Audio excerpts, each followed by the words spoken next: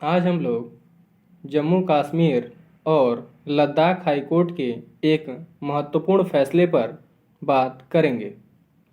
यह फैसला राजेश गुप्ता बनाम भारत संघ के मामले में, जो कि 2022 का मामला ही है, इसमें जम्मू कश्मीर और लद्दाख हाई कोर्ट के द्वारा हाल ही में यह फैसला सुनाया गया कि पासपोर्ट अधिनियम 1967 के तहत पासपोर्ट के पुनः जारी करने या उसका नवीनीकरण करने से मना करने का आधार मात्र यह नहीं हो सकता है कि किसी व्यक्ति के खिलाफ कोई एफआईआर दर्ज है या कोई जांच लंबित है।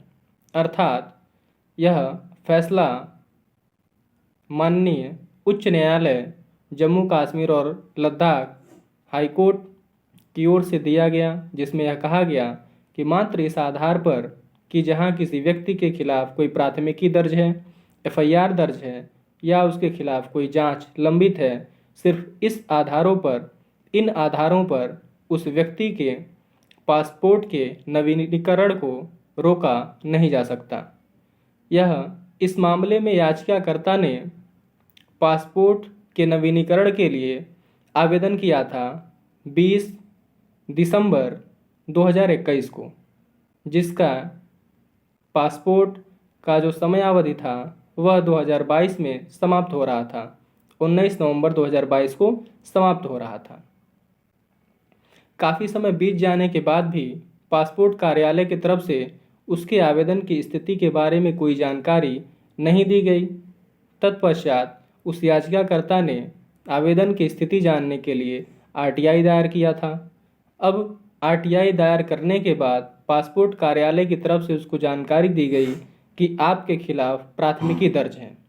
अतः सबसे पहले आप न्यायालय से एनओसी नॉन ऑब्जेक्शन सर्टिफिकेट पहले प्राप्त करिए। तत्पश्चात आपके पासपोर्ट को नवीनीकरण करने की मंजूरी दी जाएगी। याचिकाकर्ता परेशान होकर के, व्यथित होकर के हाई कोर्ट का रुख किया। इसके बाद जम्मू कश्मीर और लद्दाख हाई कोर्ट ने इस मामले में सुनवाई करते हुए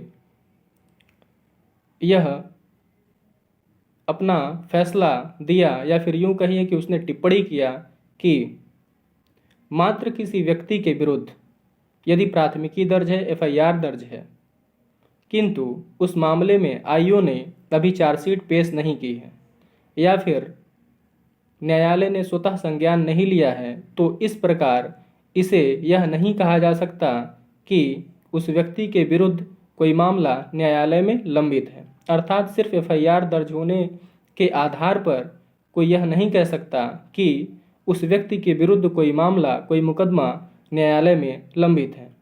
तो मात्र एफआईआर दर्ज होने के आधार पर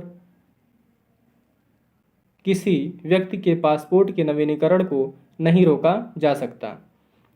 इस मामले में याचिकाकर्ता ने यह दलील रखी थी कि पासपोर्ट अधिनियम 1967 में यह कहीं प्रावधान नहीं किया गया है कि अगर किसी व्यक्ति का कोई मामला न्यायालय में लंबित नहीं है तो उसे एनओसी सर्टिफिकेट, एनओसी अर्थात नॉन ऑब्जेक्शन सर्टिफिकेट जमा करने की आवश्यकता है।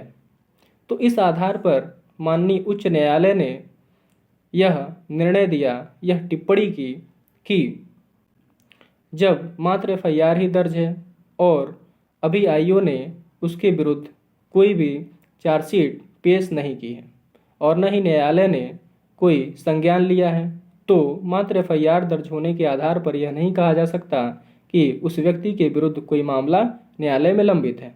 और आगे बढ़ते हुए न्यायालय ने यह भी कहा कि 1967 के अधिनियम अर्थात पासपोर्ट अधिनियम 1967 की धारा 6 क्लॉज 1 के आधार पर और उसके साथ यदि उसी व्यक्ति का कोई मामला न्यायालय में लंबित है तो मात्र इन्हीं आधारों पर उस व्यक्ति के पासपोर्ट के नवीनीकरण को या जारी करने को रोका जा सकता है। किंतु याचिकाकर्ता के मामले में ऐसा कुछ भी नहीं है। अतः याचिकाकर्ता के पासपोर्ट के नवीनीकरण को नहीं रोका जा सकता, वह भी मात्र इस आधार पर कि उसके खिलाफ एक प्राथमिकी दर्ज है। तो हम लोगों ने इस केस के माध्यम से यह देखा कि मात्र प्राथमिकी दर्ज होने के आधार पर या फिर कोई जांच लंबित रहने के आधार पर किसी भी व्यक्ति के पासपोर्ट को जारी करना या उसका नवीनीकरण करने के लिए उसे रोका नहीं जा सकता। कब तक?